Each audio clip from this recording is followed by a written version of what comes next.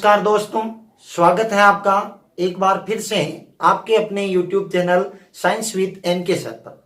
तो दोस्तों, आपसे एक छोटी सी रिक्वेस्ट है कि जो भी इस चैनल पर नए हैं वो चैनल को सब्सक्राइब करें और बेल आइकन को जरूर ऑन कर लीजिएगा, क्योंकि जब भी अगला वीडियो डाला जाएगा तो आपके पास उसका नोटिफिकेशन पहुंच जाएगा। और जितने भी पुराने दोस्त हैं मेरे, वो अपने वीडियो अच्छा लगे तो लाइक और शेयर जरूर कीजिएगा। अब दोस्तों, हमने लास्ट वीडियो के अंदर कार्बोहाइड्रेट के बारे में देखा था। कार्बोहाइड्रेट हमारा पूरा हो चुका था। आज हम बात करेंगे दोस्तों प्रोटीन के बारे में। तो प्रोटीन जो है वो क्या होता है उसके बारे में पूरा विस्तार से देखेंगे, और जितने भी उसमें से महत्वपूर्ण प्रश्न बनते हैं वो अपन कवर करेंगे। तो चलिएगा दोस्तों, बात करते हैं हम प्रोटीन के बारे में। तो देखिएगा प्रोटीन क्या है। प्रोटीन क्या होता है, किसको अपन प्रोटीन कहते हैं? वो कहते हैं ना दोस्तों कि सफलता की असली कुंजी तो असफलता होती है, क्योंकि आदमी एक बार असफल होने के बाद बहुत कुछ सीख जाता है। तो आप अगर कहीं जिंदगी में असफल हो जाओ तो हार नहीं माननी आपको मेहनत करते रहना है, प्रयास करते रहना है, एक दिन जरूर आप सफल होगे। तो चलिएगा हम बात करते हैं इसमें प्रोटीन के बारे में। तो देखिएगा दोस्तों, प्रोटीन जो है ये शब्द किसने दिया था? बहुत बार प्रश्न पूछा जाता है प्रोटीन शब्द किसने दिया था। तो प्रोटीन शब्द देने वाला था बर्जीलियस। कौन था दोस्तों? बर्जीलियस। प्रोटीन शब्द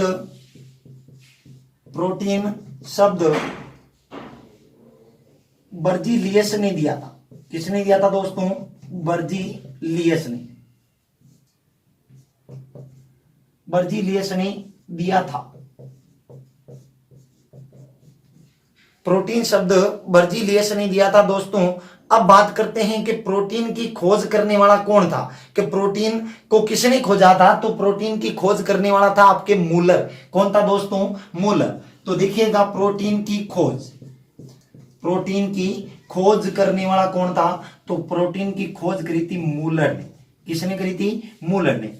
अब प्रश्न आ जाता है दोस्तों बहुत बार कि प्रोटीन की संरचना कैसी होती है? तो सर्पिलाकार होती है। कैसी होती है? सर्पिलाकार। और ये बताने वाले कौन थे?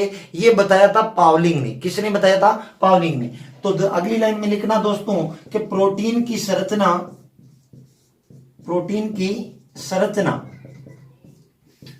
सर्पिलाकार होती है। यह पावलिंग ने बताया।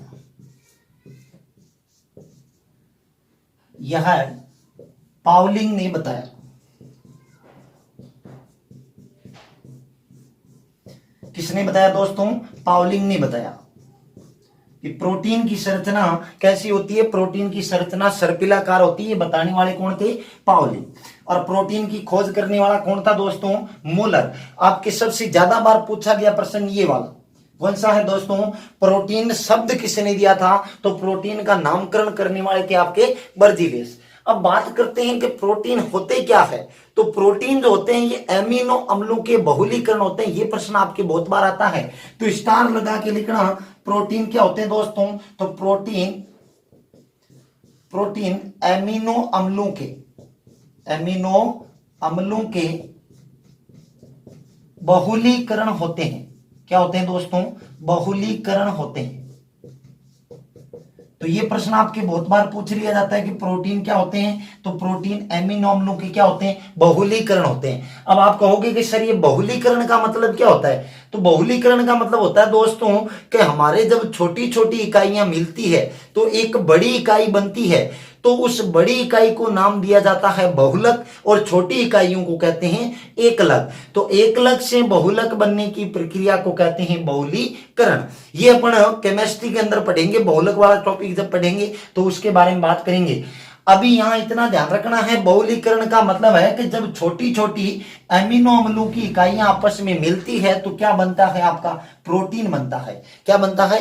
प्रोटीन। तो प्रोटीन एमिनो अम्लों के क्या होते हैं? बहुलीकरण होते हैं। अब बात करते हैं इसमें कि प्रोटीन जो होते हैं ये किससे मिलकर बने होते हैं। तो प्रोटीन कार्बन, नाइट्रोजन, हाइड्रोजन और ऑक्सीजन से मिलकर बनते हैं। किससे बनते हैं दोस्तों? प्रोटीन या यह कार्बन, हाइड्रोजन, ऑक्सीजन ऑक्सीजन वह नाइट्रोजन से बने होते हैं, वह नाइट्रोजन से बने होते हैं। दोस्तों मैं इसको ऊपर लिख देता हूं, यहां पर वह नाइट्रोजन से बने होते हैं, नाइट्रोजन से बने होते हैं। तो ये प्रश्न आपके बहुत बार आ जाता है दोस्तों कि प्रोटीन जो होते हैं वो किससे बने होते हैं। तो प्रोटीन कार्बन, हाइड्रोजन, ऑक्सीजन और नाइट्रोजन से। कार्बोहाइड्रेट किससे बने होते हैं दोस्तों, आपको मैंने बताया था कि कार्बन, हाइड्रोजन और ऑक्सीजन से। लेकिन प्रोटीन में क्या आ जाता है, कार्बन, हाइड्रोजन, ऑक्सीजन तो होता ही है, साथ में और क्या आ जाता है, नाइट्रोजन आ जाता है। और प्रोटीन किसके बहुलीकरण होते हैं, तो अमीनो अम्लों के बहुलीकरण होते हैं। अब बात करते हैं कि जो हमारे शरीर में प्रोटीन का संश्लेषण करने वाले एमिनो अम्ल है उनकी संख्या कितनी होती है। तो ये प्रश्न आपके बहुत बार पूछ लिया जाता है, स्क्रीनशॉट लीजिएगा दोस्तों, आगे बात करते हैं इसमें।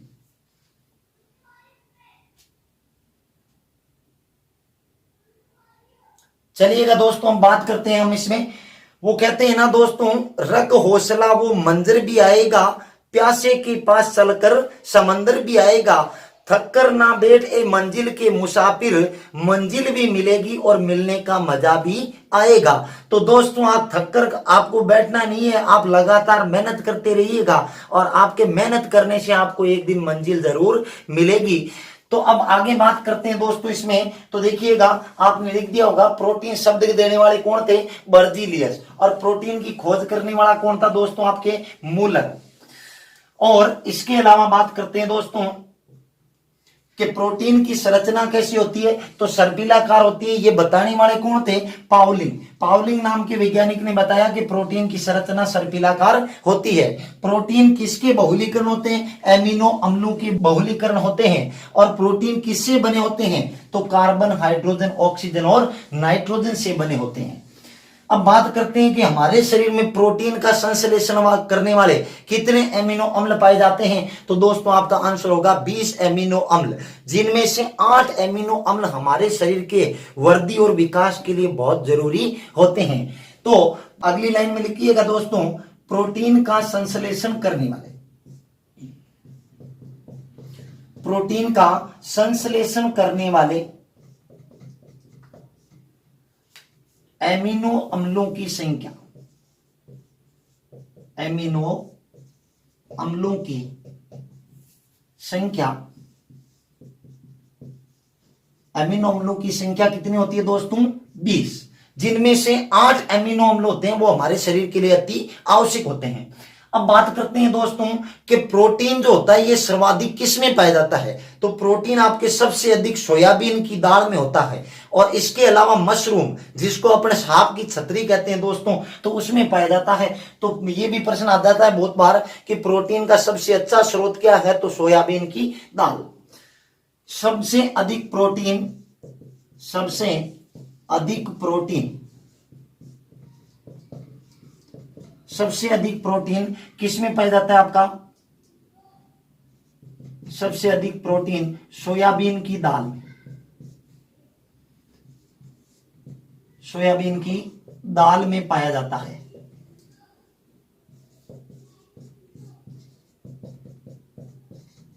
सबसे अधिक प्रोटीन आपके सोयाबीन की दाल में होता है। बहुत बार इसका प्रतिशत पूछ लेते हैं दोस्तों कि सोयाबीन की दाल में कितने % प्रोटीन होता है। तो सोयाबीन की दाल में आपके 42 से 43% प्रोटीन पाया जाता है। अब बात करते हैं दोस्तों कि प्रोटीन जो होता है एक स्वस्थ मनुष्य को कितना लेना चाहिए प्रतिदिन, है ना। तो एक स्वस्थ मनुष्य को प्रतिदिन 65 से 100 ग्राम प्रोटीन का सेवन करना चाहिए। कितना, एक स्वस्थ मनुष्य को। दोस्तों इसको स्टार लगा लेना, बहुत बार प्रश्न आता है। और ये वाला कि सबसे अधिक प्रोटीन किसमें पाया जाता है, सोयाबीन की दाल है। इसके अलावा मशरूम में, मशरूम जिसको अपने सांप की छतरी कहते हैं। तो एक स्वस्थ मनुष्य को, स्वस्थ मनुष्य को प्रतिदिन, प्रतिदिन कितना प्रोटीन सेवन करना चाहिए दोस्तों, 65 से 100 ग्राम, 65 से 100 ग्राम प्रोटीन का सेवन करना चाहिए, प्रोटीन का सेवन करना चाहिए। और दोस्तों बहुत बार प्रश्न आता है ये वाला कि हमारे को 1 ग्राम प्रोटीन के दहन से कितनी ऊर्जा प्राप्त होती है, तो 1 ग्राम प्रोटीन से हमें 4.2 कैलोरी ऊर्जा प्राप्त होती है। कितनी प्राप्त होती है? 4.2 कैलोरी। और कार्बोहाइड्रेट से मिलती है आपके 4 कैलोरी दोस्तों। तो अगली लाइन में लिखिएगा, प्रोटीन के 1 ग्राम से, प्रोटीन के 1 ग्राम से प्राप्त ऊर्जा, प्राप्त ऊर्जा कितनी होती है दोस्तों? 4.2 कैलोरी। 4.2 कैलोरी ऊर्जा अपने को प्राप्त होती है प्रोटीन के 1 ग्राम से। अब बात करते हैं दोस्तों कि प्रोटीन जो होता है इसका काम क्या होता है हमारे शरीर में। तो ये प्रश्न भी आपके बहुत बार पूछ लिया जाता है ना।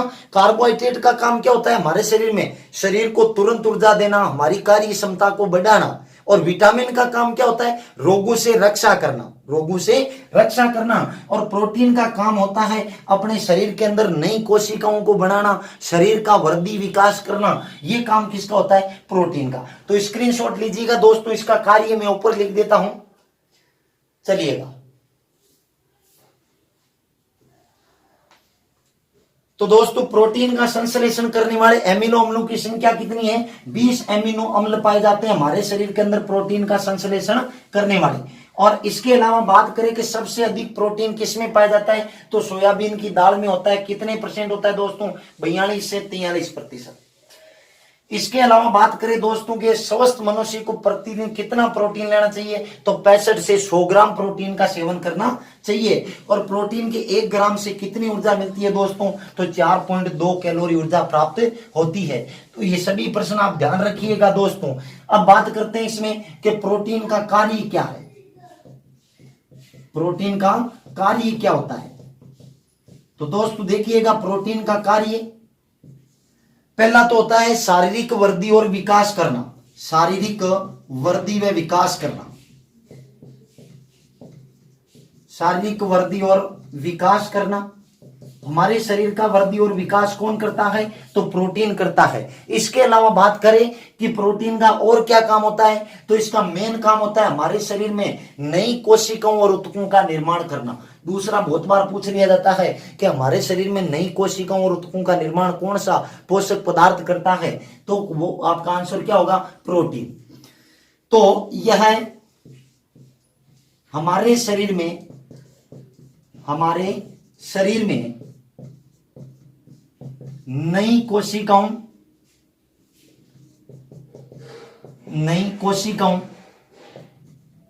वह ऊतकों का निर्माण करता है, ऊतकों का निर्माण करता है। इसके अलावा दोस्तों बात कर ले कि हमारे शरीर में कोई टूटी फूटी कोशिका होती है तो उसकी मरम्मत करने का काम भी प्रोटीन करता है। तो कोशिका की टूट फूट की मरम्मत करना, कोशिका की टूट फूट की मरम्मत करना, टूट फूट की मरम्मत करने का काम भी आपके प्रोटीन का होता है। तो ये थी दोस्तों प्रोटीन के बारे में महत्वपूर्ण बातें। अब बात करते हैं हम प्रोटीन के प्रकार। तो प्रोटीन जो होता है अपने 3 प्रकार का होता है दोस्तों। तो 3 प्रकार देखिएगा कौन कौन से हैं। आप प्रोटीन के कार्य लिखिएगा, इसके बाद आगे बात करते हैं प्रोटीन के प्रकार की। तो लिख दिया होगा दोस्तों, आप ध्यान रखना प्रोटीन का काम क्या होता है? शारीरिक वृद्धि और विकास करना। इसके अलावा हमारे शरीर में नई कोशिकाओं और ऊतकों का निर्माण करना और कोशिका की टूट फूट की मरम्मत करना, ये काम होता है अपने प्रोटीन का। अब बात करते हैं इसमें प्रोटीन के प्रकार। जो प्रोटीन होता है उसके 3 प्रकार होते हैं दोस्तों। तो देखिएगा दोस्तों प्रोटीन के प्रकार।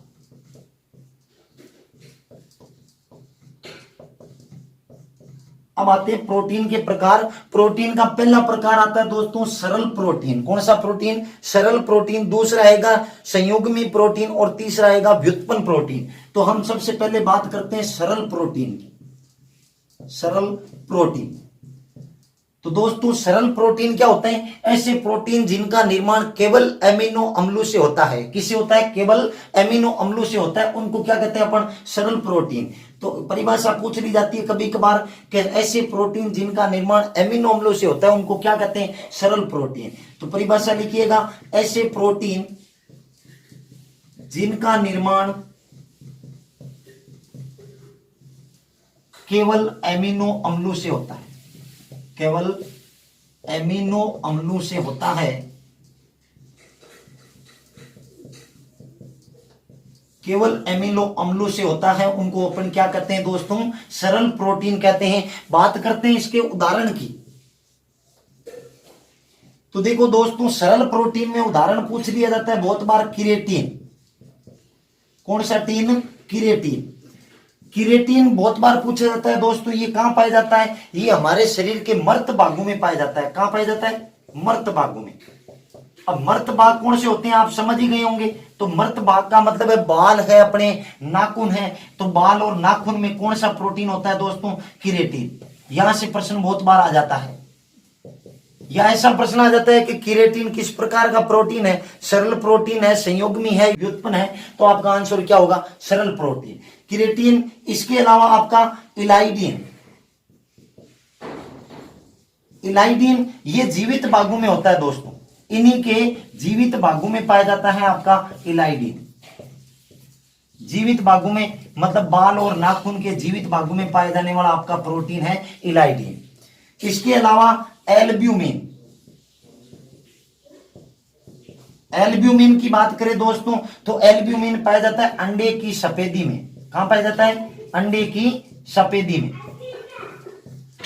अंडे की सफेदी में पाया जाता है आपका एल्ब्यूमिन। इसके अलावा बात करें कैसीन। कैसीन बहुत बार पूछ लिया जाता है। कैसीन पाई जाती है आपके दूध में। किस में पाई जाती है दोस्तों? दूध में। ये दूध में पाई जाने वाली प्रोटीन है। और दूध में आपके शर्करा कौन सी होती है दोस्तों? तो दूध में शर्करा होती है आपकी लैक्टोज। अब ऊपर से लिखिएगा दोस्तों, ऊपर लिख देता हूं बाकी के उदाहरण जो है इसके। तो प्रोटीन तीन प्रकार का है दोस्तों। पहला प्रोटीन आपका सरल प्रोटीन। और सरल प्रोटीन क्या होता है? ऐसा प्रोटीन जिसका निर्माण किससे होता है? केवल एमिनो अम्लों से होता है। अब इसके और उदाहरण की बात करें, जैसे ओसिन।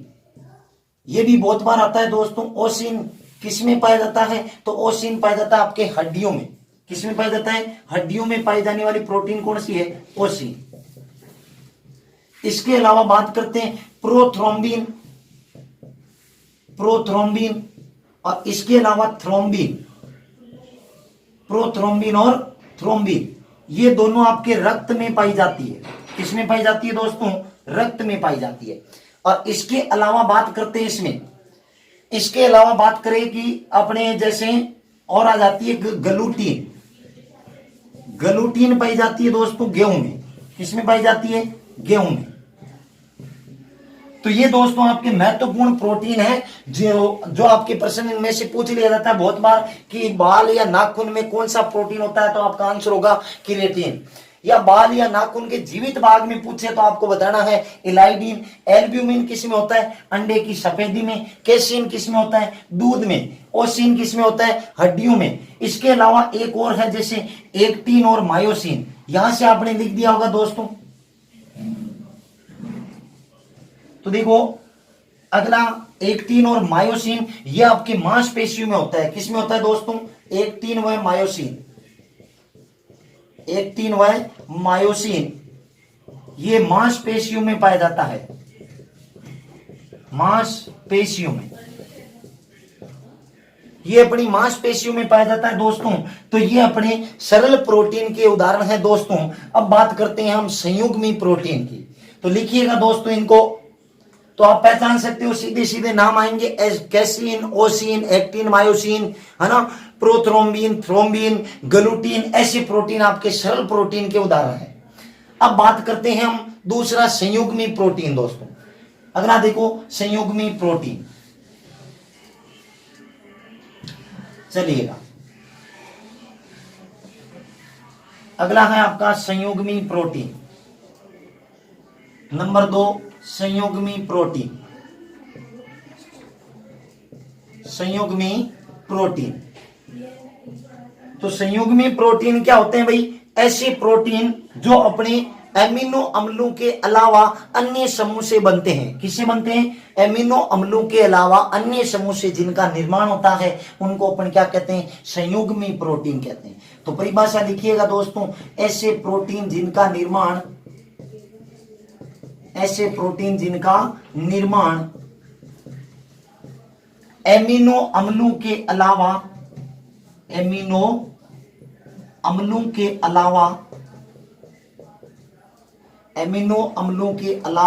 अन्य समूह से होता है तो उनको अपन क्या कहते हैं? संयुग्मी प्रोटीन कहते हैं। दोस्तों उदाहरण की बात करें तो उदाहरण बहुत बार पूछ लिया जाता है, जैसे फास्फोप्रोटीन। तो यहां पर देखो दोस्तों, दो समूह आ रहे हैं इसमें। दो समूह कौन कौन से? एक तो आपका प्रोटीन का मतलब कौन सा आ गया? एमिनो अम्ल। प्रोटीन किसके बहुलीकरण होते हैं? एमिनो अम्लों के। तो यहां पर प्रोटीन आ गया। फास्फो मतलब फास्फोरिक अम्ल, ये एक अन्य समूह आ गया इसमें। तो यहां पर ये फास्फोरिक अम्ल और प्रोटीन से बनता है। इसके अलावा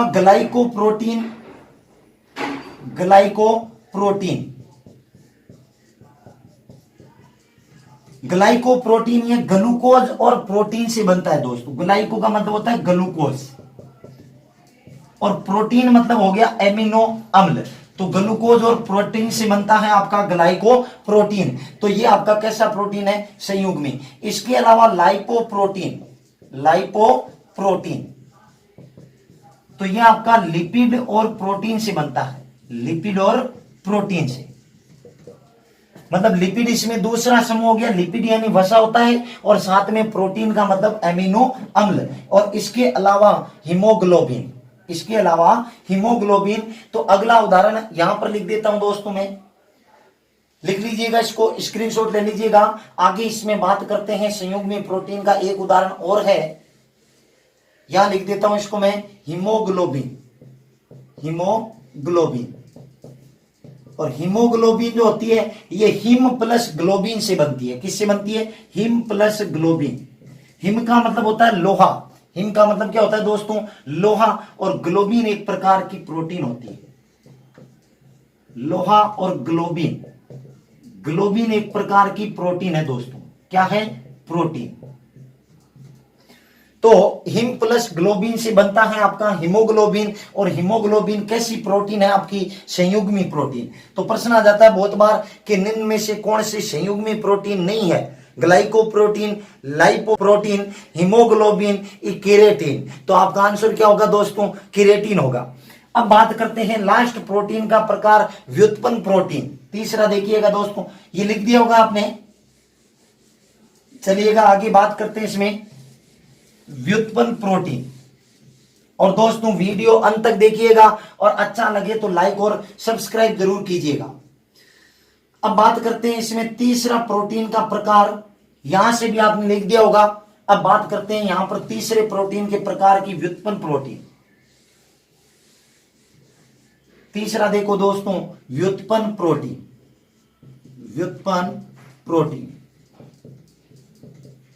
तो व्युत्पन्न प्रोटीन क्या होते हैं दोस्तों? ऐसे प्रोटीन जिनका निर्माण सरल और संयुग्मी प्रोटीन के जल अपघटन से होता है। जब सरल और संयुग्मी प्रोटीन का जल अपघटन होता है तो किसका निर्माण होता है? व्युत्पन्न प्रोटीन का। तो इसकी परिभाषा लिख लीजिएगा, ऐसे प्रोटीन जिनका निर्माण सरल व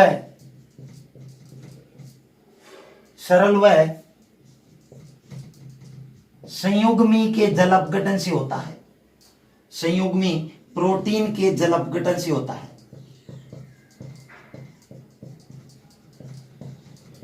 प्रोटीन के जल अपघटन से होता है तो उसको अपन क्या कहते हैं दोस्तों? व्युत्पन्न प्रोटीन कहते हैं। उदाहरण की बात करें तो इसमें उदाहरण दो ही है दोस्तों आपका। एक तो पेप्टोन आता है और एक आता है पेप्टाइड। एक क्या आता है दोस्तों? पेप्टाइड। तो बहुत बार प्रश्न पूछ लिया जाता है कि पेप्टोन किस प्रकार की प्रोटीन है? सरल है, संयुग्मी है या व्युत्पन्न है? तो पेप्टोन किस प्रकार की प्रोटीन है? आपकी व्युत्पन्न। ये प्रोटीन का सबसे छोटा अणु होता है। प्रोटीन इन्हीं से मिलकर बने होते हैं, इनसे बनते हैं एमिनो अम्ल और एमिनो अम्लों से बनते हैं प्रोटीन।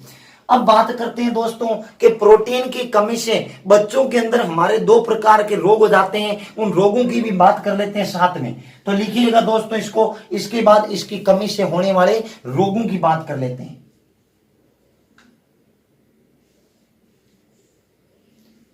चलिएगा दोस्तों आगे बात करते हैं प्रोटीन की कमी से होने वाले रोग।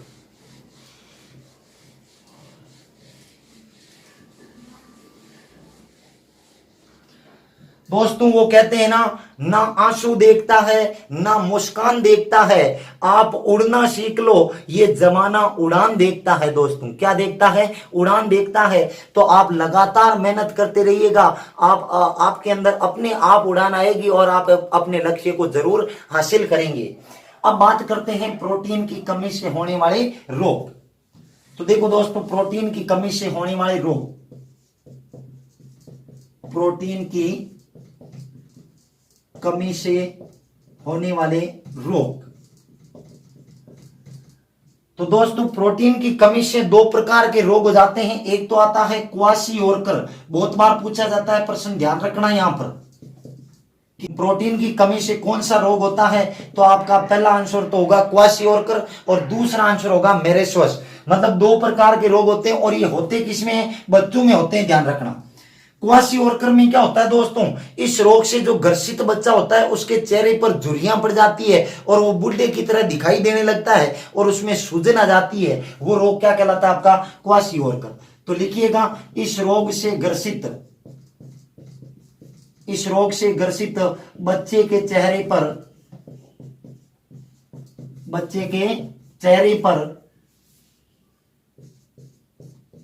झुर्रियां पड़ जाती है और बच्चा बुड्ढे की तरह दिखाई देने लगता है।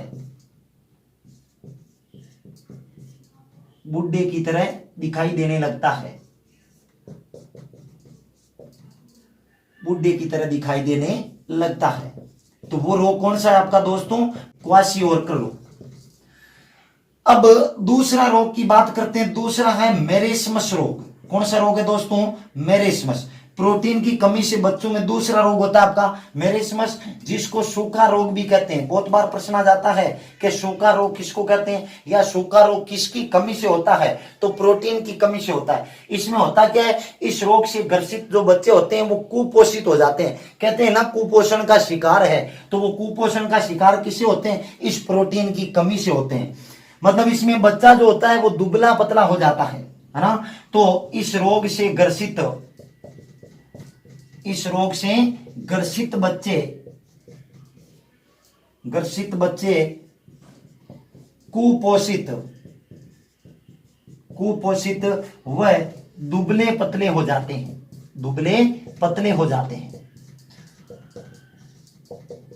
अब इनका उपचार क्या है सर? इनके उपचार के लिए आप बच्चों को पर्याप्त मात्रा में प्रोटीन खिलाओ तो ये बीमारियां नहीं होगी। तो दोस्तों ये था अपने प्रोटीन के बारे में। अब इसके बाद में अगला जो पोषक तत्व आएगा वो आएगा अपना वसा। और दोस्तों वीडियो अच्छा लगा तो लाइक और शेयर जरूर कीजिएगा, और जो इस चैनल पर नए आए हैं वो चैनल को सब्सक्राइब जरूर कीजिएगा। तो दोस्तों वसा के बारे में हम बात करेंगे अगले वीडियो में। तो दोस्तों फिर मिलते हैं हम अगले वीडियो में, तब तक के लिए जय हिंद, नमस्कार।